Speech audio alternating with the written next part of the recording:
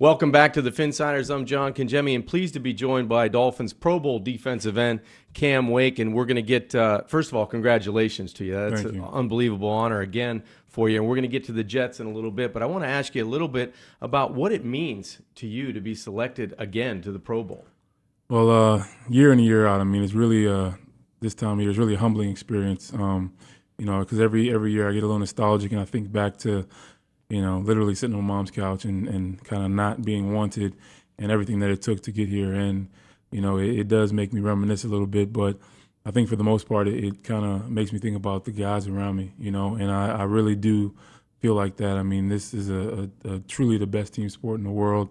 This isn't tennis or boxing or even basketball where you got five guys kind of run the whole show. I mean, you literally have 20 or 30 guys that contribute to your success on Sunday. And, I have so many guys around me who are tremendous players who probably don't get as much of the recognition.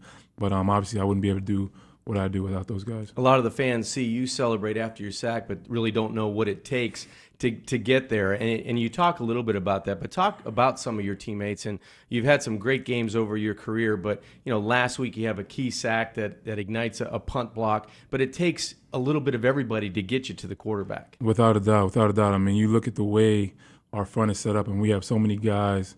I was just speaking about the pass rush. So many guys that are very adept at getting to the quarterback. And there's been so many times where it's a guy like a J.O. or Randy Starks, Earl Mitchell, who end up taking two or holding three guys where, you can try to force a one-on-one for a guy like me or OV or Dion or somebody like that to come off the edge and just, make that play a good play or positive play for your whole team. And, I mean, again, there's no – you kind of get frustrated as a D lineman because I watch literally every day in the film room, watch guys take on double teams, and they got 600, 800 pounds pounding on them. There's no stat for that. There's no how many double teams or how many times you sacrifice for the next guy, and all they have is the sacks and the hits and things like that. But literally there are so many plays that I wouldn't be able to get to my destination without those guys plugging up the middle. It's always good to hear that because some guys fly under the radar, and it does take 11 guys going to the football. But this is your fourth time in 6 seasons getting to the Pro Bowl, third as a defensive end because in 2011 you made it after a 14-sack season as a linebacker. What do you credit, Cam, to your consistent success over the years? I just try to go out there and I compete against myself. About 3 or 4 weeks ago, somebody asked me how many sacks I had. I told them I don't know, and they looked at me like, "What the hell? What do you mean you don't know?" I really don't know. I don't count them. I don't know who's leading the league in sacks. All I know is I want to do whatever it is that I'm doing better than I did it last week, last play, last year. And it just continues to keep that drive because if I'm, trying to, maybe if I did 3 reps, I got to do 4 now. If I'm got to the quarterback this way, I want to do it this way better. And, competing against myself, I feel like I'm going to improve day in and day out. And, I consistently try to get that done, especially in the offseason, and it carries over into the season. Just for the record, I got to let the fans know, 11 and a half sacks on the season, 18 quarterback hits, 3 forced fumbles. That ties your career high, and 8 tackles for loss. So a guy getting it done on the outside. You become the 4th player in Dolphin history to record double-digit sacks in at least 3 seasons. You joined Jeff Cross, Trace Armstrong, and a guy that you know really well in Jason Taylor, who had 6 in a row. When you hear those names, especially Jason, because he was one of those guys, you were the young guy when Jason was here, and now you're taking OV under your wing. What does it mean to you when you have your name in a sentence with Jason Taylor? Obviously, I mean, I get goosebumps now just thinking about it. To have the opportunity, to play alongside, to be mentored by a guy who literally, I mean, is a living legend. I still, knock on wood and bless my stars that I got, put in that situation where when I came down here, I had such a tremendous, group of veterans who can kind of show you the way and show you how to do things right. And I mean, literally, a guy like Jason Taylor. I mean, you would kill for opportunities like that. And I literally was day in and day out beside the guy who taught me everything he possibly could. And, I'm trying to do my best to do the same to younger guys like the Deion Jordans and the Olivier Vernons and even the, Terrence Fidays and Derek Shelby's of the world who are tremendous football players, coming up in the world. And I'm sure that, when they get the opportunity, they'll be doing the same as well. Let's move on a little bit now, Cam, to the Jets. Last season, a disappointing loss in Week 17 at home to close out the season. Same team. Same stadium, same week, different year though. Right. How did the Dolphins change the outcome of Sunday's game? Well, our mantra this week and for most of the season is just finish, and to whether it's a play, whether it's practice, whether it's even a game, you want to go out there and you have to do whatever it is for either the 60 minutes or the full rep or the weight room session, whatever it is, to finish, to make sure that you get everything out, leave it all on the field. And I think that's this is another week where we're going to have to get that done. I mean, like what happened last time we played them, it took the full 60 minutes to get every guy to get out there, all hands on deck.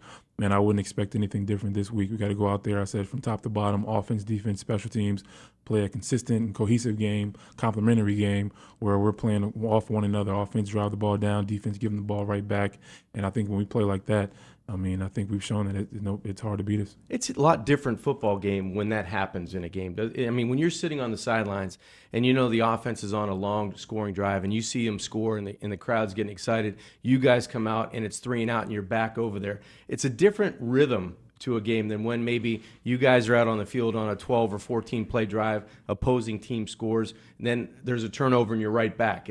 You have to be mentally strong, I guess what I'm trying to say, in this game, whether it's going really well for you or it's not going really well. Oh, either way. I mean, I tell Tannehill and the guys all the time, when I got to go get on the bike and we can stay warm, I'm always kind of smiling to myself because that means they're doing well, having a long drive. But I mean, in the same sense, you have to stay in the game and say, listen, they've done their job. They've been on the field for a long time. We want to make sure we get out there and reward those guys. Get up, do whatever we can, get on the field, 3-and-out, give them the ball right back so they can put more points on the board. And obviously, when all those wheels are turning together, everybody's morale's up, everybody's patting each other on the back, smiling, having a good time, and that's when the wins come. How much would it mean to you guys as a team, and you personally, to be able to get a victory against the Jets, one of your rivals, at home, but to get to 9-7? You have a winning record. It's the first one in franchise history since 2008. It's a long time. Would that mean a lot to you guys? I think it would mean a lot to us, but probably even more so some of the fans down here in South Florida. I mean, I just came from I went to Santa's Enchanted Forest. I was at the mall yesterday, and I met a couple of people who, they're older gentlemen who were, I guess, in the heyday of the Dolphins back in the 70s, 80s, where, they have a different perception of Dolphins than maybe a younger generation, where the Dolphins were on top, where they belong. And to, start in that direction to put this franchise back on top, I think that's something that is tremendous. I mean, even this past weekend where they were honoring Manny Fernandez, who is another tremendous part of this team, he was a guy back in that time where the Dolphins were the Dolphins, and I think it's our job to continue that legacy and again put this team back on top, this franchise back on top. When you look at the Jets as you're preparing for Sunday's game, last time out only 13 points scored on this defense, but a lot of yards on the ground. Is that what they do best? Is that what they like to do best when you watch the tape?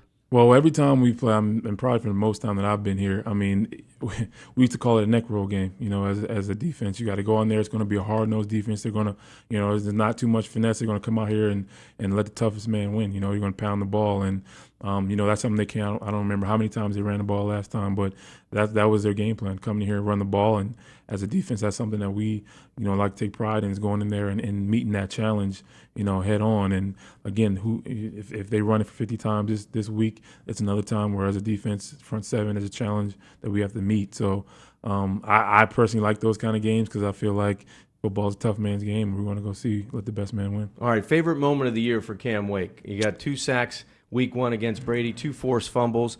Chicago, you had the sack, you had the fumble recovery, the strip. I mean, that was a heck of a play. And then last week you come back and you set up the block with a big sack on Teddy Bridgewater. Those are just 3, but maybe one of your favorites of the year.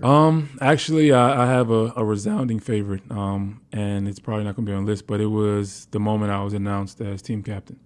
Again, coming up in this league and behind guys who were tremendous football players and captains before, being selected as obviously from the guys in the locker room, guys who go out on the field and they bleed and sweat and cry with you.